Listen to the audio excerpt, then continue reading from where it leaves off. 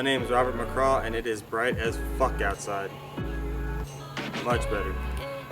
So as you can see, I ride a 1988 Honda 250R. A couple of people that have done work on my bike locally, specifically Paul Built Racing with the motor work.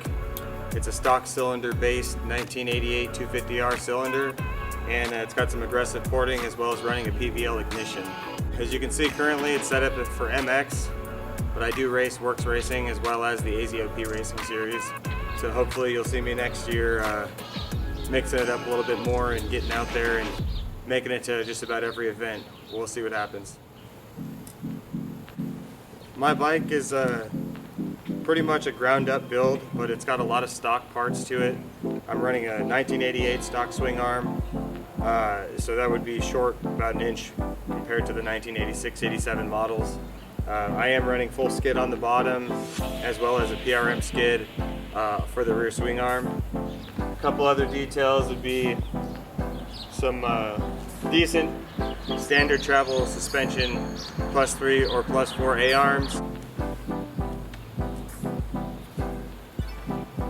My 250R chassis has been fully gusseted, which means it had to be stripped down.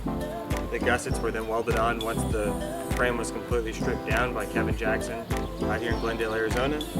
And then from there it went back to powder, and I chose to go with just a basic black, like a semi-gloss essentially, not fully gloss and not fully matte. It's a pretty clean look. And with that, my Kevin Jackson custom bumper is also painted in that same color. And I've got a pretty sweet setup. I mean, it works for what I do. I have a good time riding it, and that's kind of what matters to me, is just having fun.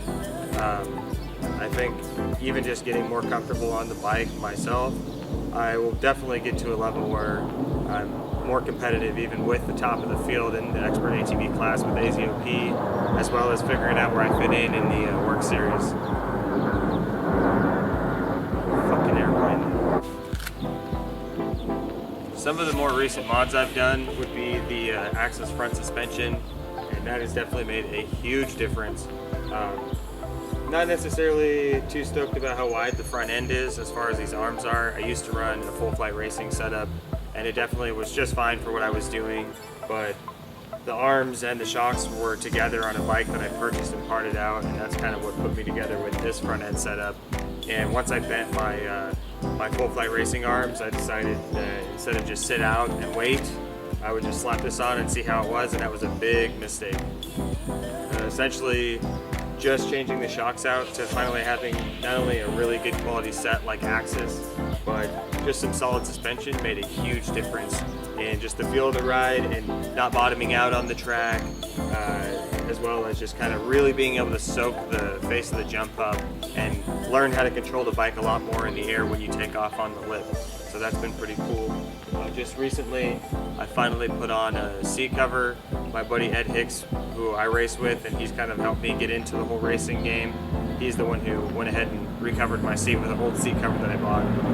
Right now, as it's set up, I'm running a 88 height seat. The plastics are just Meyer plastics. I need to figure out how to set up my rear fender brackets, because obviously your exhaust isn't supposed to be showing like that, but it's whatever really.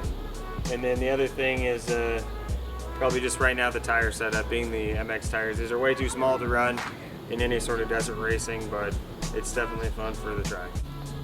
As always, I'd definitely like to say thank you to my buddy Ed Hicks, who got me into racing AZOP, introduced me to Paul Built Racing, and then a big shout out to Paul Airy, number 71 ATC racer, and that's Paul Built Racing. So check him out if you need any 250R motor work or any work in general for any sport ATV and pretty much any dirt bike or UTV, whatever you ride. Definitely hit up Paul. And then also, obviously for the framework, the fabrication stuff that I've had done to this bike, I could not have done it myself. Huge shout out to Kevin, and otherwise stay posted for some more footage of me ripping it on the track.